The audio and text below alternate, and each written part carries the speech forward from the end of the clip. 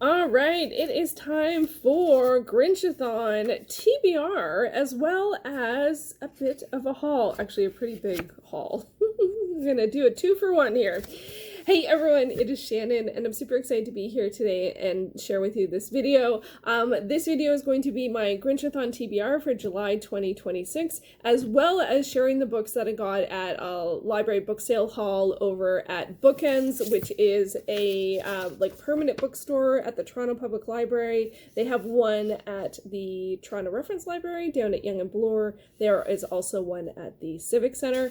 So I went to the Yonge and Bloor Reference Library location with my sister Jamie recently, and it was right, like, I think the day after, or maybe even the day of, that Izzy announced the prompts for Grinchathon. So I wrote out the prompts and I brought them with me in my pocket because I'm old school and I still use paper. I think I also did take a picture, so I just had it on my phone. Anyway, so what I did was, when I was looking at the books at Bookends, I was in my mind thinking about, crafting a TBR. So these are sort of smooshed into the Grinchathon prompts. Will I get to all of these books? No way. I mean, I am not reading anywhere near as much as I used to, but hopefully through Grinchathon I will read more, and that'll encourage me to keep reading, because I haven't been reading as much, and that's like a whole other song and dance. And but for right now, I'm just really excited to sort of get back to it. And I mean, I have lots of choice here, lots of choice.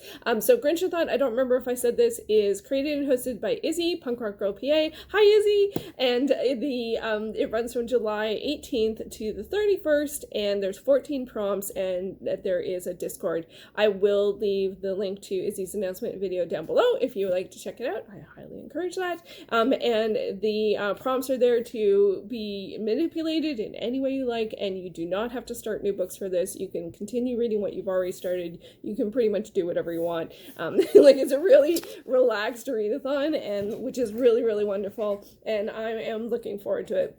So let's get to the prompts. The first one is cool, and when I was going through all of these books and I was showing them to my sister because I was trying to cut down because I had way too many books, that didn't really happen. Anyway, I actually said, this is so cool. So she's like, you should use that for cool, and so I am. And that is going to be, she should talk. Oh, I don't know.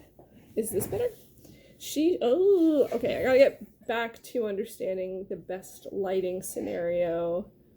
I will work on that. Oh, wow. How are we doing? So she should talk, and then we can read the subtitle. Conversations with exceptional young women about life, dreams, and success by Erica M. Now, Torontonians, or at least Canadians of a certain vintage, will know Erica M was one of the VJs at Much Music. And I am really excited about this. I mean, like, even when I just looked at the layout, I'm like, oh my gosh, I read so many books and sold so many books that looked just like this. And so, yeah, so it's conversations. I think it's like... And so I think that this will probably all be Canadian. So this is who she chats with.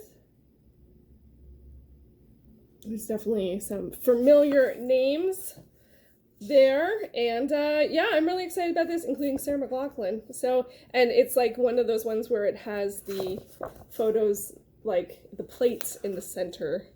So yeah, really excited to check this out. I do like interview style books. I find that fun, and I also find that it's nice for a readathon. It's nice to have some nonfiction in the mix, and you could just read like one of the interviews and then put it aside. So for the day, I always read a lot of different books at the same time. Even when I'm not reading a lot, I'm still always reading a lot of different books at the same time. So that's it. That's cool. For Rainbow, unfortunately, I didn't find any diverse books in terms of LGBTQIA+. I was really surprised about that and disappointed, to be honest. And I looked particularly in the sort of like YA section, and there wasn't anything there. I'm sure if I looked through like the biography and maybe performing arts, there was some in performing arts, but it didn't match like what I was looking for at the moment. Anyway, have no fear. I am gonna continue to read a manga series that I started called My Summer of You. This is by oh, there's something over Nagisa, Furuya. The information will be down below. I have read volume 1 and 2 of this before, but there is a third volume, and so I have recently reread volume 1 because Dai had it as a selection for the first in series selection as part of her manga club, which got it back on my radar, and I'll put her channel down below. Yeah, so I reread that in June, and I also borrowed volume 2 and 3 from the library. So, and this is Yuri. No, it's not a Yuri. It's a Yaoi boys love. It's very sweet. It's very like friends mostly, and then oh you like me, oh it's very cute in that sense. And the one of the things I actually in particular, you can probably maybe tell, I like about this one is they have a common interest in film, and one of the things that they do is go to see film locations from some of their favorite movies, or a favorite movie, I can't remember exactly. Anyway, so that has been fun to get back to, and I'm looking forward to continuing the series and reading the third one, which I think might be a bit more of a companion, but I will find out when I get to that. And then I also picked out, this one's called This Place Kills Me, and this is a graphic novel by Mariko Tamaraki and Nicole Gao. I can't tell, the writing's too small for me to tell, I think the first person's the author and the second is the illustrator, I think so. And this one has a theater-related setting, something to do with the Romeo and Juliet production, and then things go horribly wrong, and then it's a mystery. So sounds good to me. So I got that. And then also as a sort of backup, this isn't a book, but it is sapphic and it's been on my radar for a long time, and it was on a bunch of the services I had, and now it came off one of them, so I'm worried that it's going to come off all of them and I won't have watched it. So a bonus for me, which is not a book, it's a movie. I do also want to watch Love Lies Bleeding because I've heard really good things about it and it looks really good, so I'm gonna smush that in even though it's not a book. Okay, let's keep going. Okay, so that was Rainbow, prompt 2. Prompt 3 is Green and Black. I picked one with a cover that's got green and black in it. This is InDesign Type, Professional Typography with Adobe InDesign CS2 by Nigel French. I actually did not realize that this is actually green writing. I didn't realize this is about a computer program, but I'm just interested in typography, so I don't care about how like the program works. I'm still going to assume that they're talking about typography and typefaces and different. I don't need the like this command key does that blah thing, but the principles of things I am interested in. And to sort of go hand in hand with that, I also have this one called Stop Stealing Sheep, and Find Out How Type Works by Eric Spikerman and E.M. Ginger, which is also about typography, but it's not about a program, and it's, yeah, and I just love everything about art and design, so, and in particular, I like, and also stuff like this is great once I've read it to just cut it up. So that's fun. Number 4, we have Goal. This is one that's actually on the Those Books list, which is something that I have not worked on for a long time, but it is also a Zeitgeist title that was just not in my realm at the time in which it was, I don't know the right word. It was a missed Zeitgeist title. Anyway, and that is The Secret Diary of Adrian Mole, aged 13 3/4 by Sue Townsend. So this is actually epistolary, of course, The Secret Diary. It's I guess, I don't know why I think it's sort of like YA before YA was a thing. It's a younger reader title, and the author's like a humorist, I guess, so people have seem to really, really like this title. It's not something I ever read. It wasn't on my radar when it was age appropriate. Not like I care about age appropriate, but it is on the Those Books list. So, that's, I guess, still a goal. Next up, quick. I thought this one would be good for that, and that is Curiosity Killed the Cat. This is by Sierra Harriman, and this is I don't know what you call these, are these chapter books? So this is a very younger reader title, and I mean, I really hope that the cat, that's a metaphor or something, you know. I hope the cat survives. I want to know, does this cat survive? And this is a poison apple book. It's the 7th out of 8th in that series. I've definitely seen other ones of these at the library. I'm curious to see if I like it. It feels kind of like, I think they're sort of mystery, urban fantasy, kid books. I mean, all that sounds good. Next up, so that's quick, and then we have pictures. For this I have what's it called? Life, The Search for Signs of Intelligent Life in the Universe. This is a play by Jane Wagner, and it was a one woman Broadway show with Lily Tomlin. And this has tons of pictures. So it's the play, but it also has pictures from the performance. And I am so curious as to what it's going to be like to read it in this manner. So yeah, so I'm looking forward to that one. I mean, I love plays. Oh, I wonder what happens there. Yeah, so looking forward to it. It's I love reading plays, and yeah, so there we go. That was an easy one. Next up we have favorite. I kind of have two for this one. One, I picked up Lightning by Dean Koontz, and I remember reading this when I was a kid, and it was one of the first, I mean, I don't know, teen, and it was one of the first ones that I just couldn't put down. I mean, he's a writer that does that. He's like a thriller kind of writer. This one's sort of science fiction-y, and it is also, if I remember correctly, it's actually a little similar to a film. The story's a little similar to a film that I really enjoyed at the time. So I'm curious to see how I feel about it now, because I can't remember if I read this before or after that movie came out.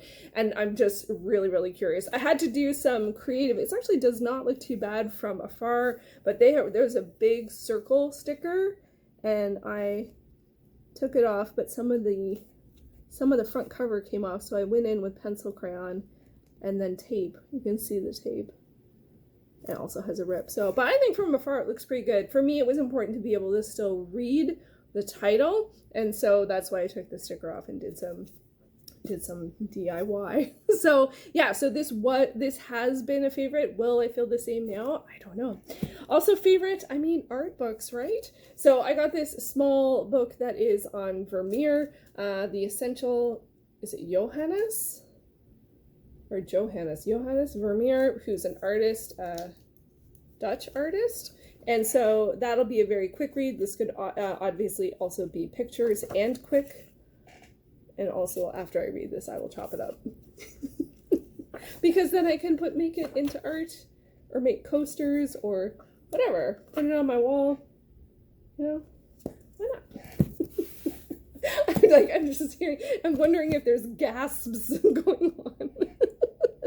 Okay, next up we're at 8, which is old. This is definitely the oldest title that I picked up. This is the Orchestra by Achilles. Is that how you say it? Ashley? I'm not sure.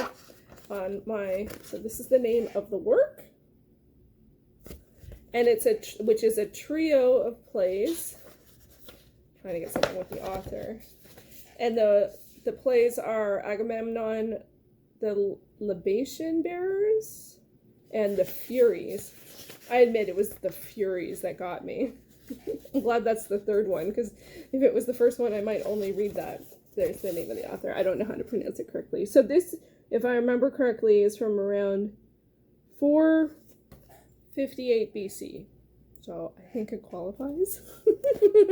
Also, I have already started but haven't finished an illustrated version of Beauty and the Beast, and that might be a really good fit because it is also an older work. I don't know, I don't remember how old it is, but yeah, so that could also be old, because also it's not only old because the title's old, it's old because I started it. I don't know, we don't need to go there. I genuinely don't know how long I started it. Next up, underdog or underrated. I'm gonna go with Women Pioneers. This is a collection of Canada's Lost Plays by women playwrights. And so these are the plays. I figure they're pretty underdoggy. We're talking about Canadian women playwrights from like 1840 to 1955. So really, really curious about these titles. This one, this is also volume 2. I didn't have volume 1.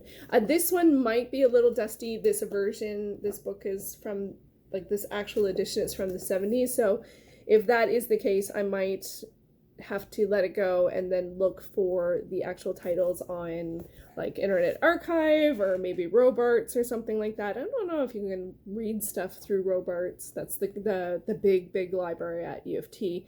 But yeah, I am interested in that. And so yeah, I think that works for Underdog. For Red Card, so that's one of the World Cup ones, I'm gonna go with The Forest of Hands and Teeth by Carrie Ryan. This is a YA paranormal, I don't know about paranormal, it's post-apocalyptic-ish. I'm not going to read the back. It's got red on the back, so it's definitely a red card. It also is a bit of a red flag for me, because it's made into a film, which is usually a pro. Has it been made? Oh my gosh, did the film ever get made? I don't remember. But for me, I don't know if this might be, like, zombies or cannibalism, so that's why I put it as red card, because that might be too far, and also it's not a genre or subgenre or combination like the YA spec fic of whatever kind book to film adaptation. I haven't read some of those for a long time, and so it's a bit sort of like, am I still interested in this? Do I still want to go here? Is this still, so for me that's the sort of the red card flag thing, is kind of like me sort of questioning, is like, is this still something I'm interested in? I don't know. Also, my friend Marina really loved this book when we did the Before the Dawn podcast, so I remember it from then. But like, honestly, my tastes have changed very much since then, but it's also that it's sort of like, it's kind of like on this TBR from like who knows how many years ago, but I mean, I never owned it before, so we'll see how that goes. So that's my red card. For 11, we have Flag. So this one I'm kind of doing an interpretation, and I'm going with The Atlas of Birds. Oh my gosh, I was so excited. This is one of the last ones I picked up. This is, Diversity, Behavior, and Conservation by Mike, wow, can't read that backwards, Unwin. And I mean, I love birds. I love books on birds, and it has them regionally. And so that's my tie-in. Oh, that did not help. That was feathers. That's a thing on feathers. Bird habitats, country counts. So it has, right, so here's a bunch of birds from Australasia. So that's I could get really proactive. Ooh, Antarctica, Oceania, and islands. I could get really proactive and make some flags and for the different countries. I guess also, like, they're not necessarily, and then they have sections on birds. And then there's maps. I mean, come on. I think it's close enough.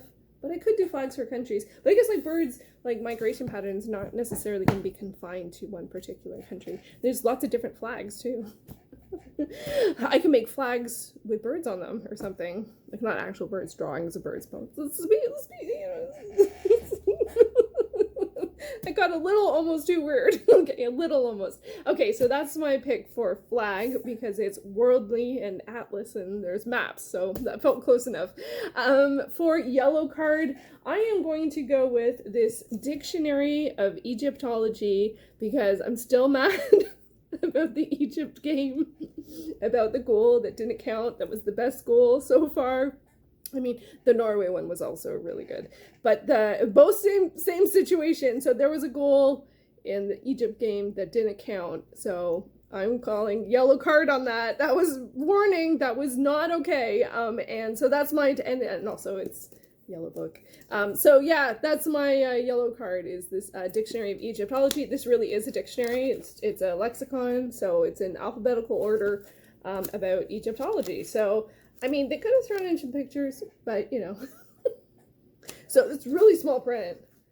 I'm gonna have to read this one with my glasses off, or my reading glasses, because I'm now at the stage where when the contacts are in and the print's that small, I need an adjustment. Thank goodness that reading glasses are not expensive. My gosh. My gosh. Also for Yellow Flag, I'm also putting in Men with Brooms by Diane Baker Mason. So this is a novelization of the film Men with Brooms, which is a Canadian film about curling. So there's this sort of sport tie-in, right? Because it's like World Cup, and then this is curling. The red flag here is that this is a novelization, and I don't usually read novelizations, so it's not a book that was made into film. It was a novelization of the film that was made. But I honestly, it feels like it would be a quick read. Oh, it does have the beginning of the chapters, it does have the curling rock, so that's pretty cool. And there's some pictures in the center of, oh, that's like the end of the movie, so we're not going to do that. Again, plates in the center color, and yeah, so that's my red card there. It's like, yeah, not always about, you know, novelizations. I have read a few. I read The Omen. That was, I think, a novelization. Don't quote me on that, I don't remember. And I read the Alien novelization, which I liked. So maybe I'm the red flag here, because maybe it's fine. I don't know. Next up, where do we go? Final. So this one, I think I need to make a final decision on this. This is the one book that I picked that I feel like maybe I shouldn't have gotten it. So maybe you can help me decide. And that is a version of Heidi by Johanna Spyri, maybe. So this is a classic, but this is a kid's like very young kids like reader edition. It's illustrated, so it would be a very, very fast read, but I mean, this is a work that is like onto those books list, and like, you know, highly acclaimed. It's also a woman writer, and a classic, which we don't have tons of those. So my final decision is like trying to figure out, maybe I should let this go, because I don't know if I read this, will I want to read the book, which is actually like 2 books, because I'll know the story in like, you know, 30 minutes. I'll know the story, and I don't know the story. I haven't seen any adaptations. I haven't read the Wikipedia page. I don't know what it's about. I mean, I know it's got a, you know, female protagonist and probably a dog and mountains, you know. But that's like, you know, I don't know. So I'm like, should I just let this go? I did think it was okay for dust, but now I'm wondering if maybe it's a little too dusty. I have a dust allergy, so I need to make a final decision. Should I try it? Should I let it go, give it to a little free library, and then keep my eye out for the actual full version? Or I'm pretty confident it's public domain at this point. So that's the final, so maybe that might be a decision, not a book, and then I could tick it off right away. Ooh, that would be exciting. And then for random, I'm going to show what I picked for random, plus the last 3 titles in my haul that I didn't fit into categories. For random, I'm going with the most random book I found, which is Extreme Canadian Weather, Freakish Storms and Unexpected Disasters by Joan Dickson. And this is part of a series of, what is it called? True Canadian Amazing Stories. And I think that's the ice storm. And I'm like, how can the ice storm be? And that's the first story, I think, is the ice storm. I'm like, I mean, how could that be that long ago that it's in a book that feels this old? I'm like, I can't handle that. I remember the ice storm. So, and then we also got a map. Oh, I guess it has the disasters, does it? Yep. It has a little key. So that could also be pictures. So yeah, that is definitely the most random pick. And then the last up, I got 3 more titles for you. I had picked up, what's this called? Ghost of a Chance by Yasmin Galnorn. I'm not sure if I'm saying that correctly. This is the first in a sort of paranormal cozy mystery type series. It says prime crime mystery. And there's a ghost apparently, and I think there's a cat. So, I mean, that was kind of enough for me. I don't tend to read a lot of mysteries, but I think I read something else by this author and enjoyed it. I think it was like a book club or a buddy read, and other people didn't want to continue the series, but I did, but I didn't because we didn't keep reading it. That was, I think, with Jen and Nicole, I think. So that was quite a while ago. So anyway, so that is a bit random, but first in series. I also got this one, Taking the Stage, edited by Cynthia Zimmerman. This is selections from plays by Canadian women. And it is, I mean, obviously someone was doing women's studies, I think, and because I got a few books from the literary and play section like this. So it's a lot of entries. So that's really good for some quick reading. It has them themed out: maximizing attitude, revisioning time, revisioning place, connecting and disconnecting, looking in and looking out, and personal political. So yeah, and they're really short selections, I think, like just a couple pages. And one of them is from By a Thread, which I saw a production of. So yeah, so I think that would be a really fun way to, I've read other books that are sort of like this. I read that Audition Pieces book earlier this year and really enjoyed it. And last but certainly not least, and that actually was the last one that I picked up because my sister got it and she mentioned to the like the clerk that there were multiple copies, and I'm like, there were multiple copies? So I went and got one. Actually, no, she went and got me one because I had so many books I couldn't carry more.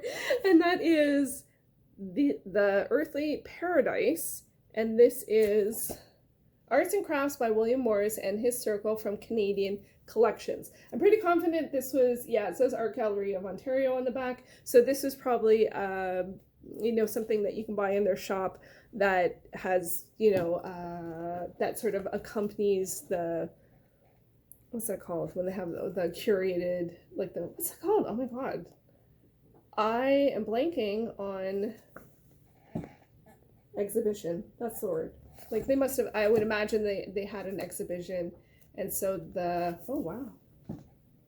So yeah, William Morris has really cool stuff, and none of this is sort of the ilk of the style that I was that you think of. Okay, so we're getting more into stuff here. Again, this would be a great one to read and then chop it up for amazing works. He does a lot of patterns and stuff, and they must be together. Yeah. Yep.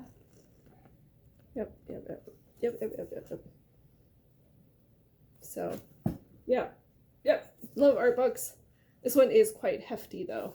A lot of nature themed art stuff. So, looking forward to that. So I'm not even going to. Should I attempt it? I don't think so. I think that would be a bad decision. It's a lot of books. That's like, this is 1/3. I don't know. Now that I have all of these together, I don't really understand how I got them all home. Like, how did I get all these home? I mean, so, and then there's more art. So anyway, so that's my TBR. Pile of possibilities. Obviously, I'm not committing to reading everything for Grinchathon. I think I have lots of great choices here. Nonfiction, fiction, short stuff, long stuff with shorter entries. Like, you know, this has a lot of shorter entries, as well as the typography one will have shorter entries, and nonfiction is great for that. Also, the extreme weather. And then some novels, not that many novels, actually. A lot of these are more collections, actually. And then some kids stuff. Always love a good kids book. Have you read the Adrian Mole book? I'm really curious about this because it just never was on my radar. It wasn't something, you know, people I knew read. I don't remember seeing it at the library even. It's something I heard about later, and then it just had, like, you know, lots of glowing and like reviews and fun memories. So I'm always curious about that. You know, even if I don't like it, it can serve as an insight into like other stuff that, you know, you might not even know that people are referencing, or maybe not, I don't know, but that's my sense on that one. I'm curious about it. So yeah, so those are all of the books I got. I think it was 19 books and it was $21, no tax. I mean, best deal in town. And there were some that were more. I think the Bird book and the William Morris book were more. But everything else was pretty much $1, and then the paperbacks were a little less. And I think some of the kids' books might have been. I don't know if they got counted as trade or not. I didn't get tons of paperbacks. I guess it was Men with Brooms and Adrian Mole. And then maybe, I would think they would count that as a paperback, but I'm not sure. Oh, this was a paperback. Oh, and the Lightning. Yeah, those are the paperbacks I got. I think those are the 5. That's my paperback pile, and everything else is $1 each. Such a good deal. I mean, seriously. So that is what I'm reading. Those are my pile of possibilities for Grinchathon. Let me know if you are participating in Grinchathon. Have you been to a library book sale or this kind of thing recently? They do also do a big library book sale, but it is way too crowded. So I'm sure it has lots of amazing stuff, but it is, they still have lots of amazing stuff just on a regular day. So I am very happy with that haul. This will definitely keep me busy for a while. And yeah, and I hope to make more videos soon. I know I haven't been doing as many, but I'm trying to work on the best way to do stuff and what to talk about and all of that kind of stuff. But I do hope to do more soon. But yeah, let me know. Are you participating in Grinchathon? Have you picked your TBR yet? I would love to hear all about it. Thank you so much for watching. I know this one was a long one. I hope that you enjoyed it, and I'll be back with another video soon. Take care.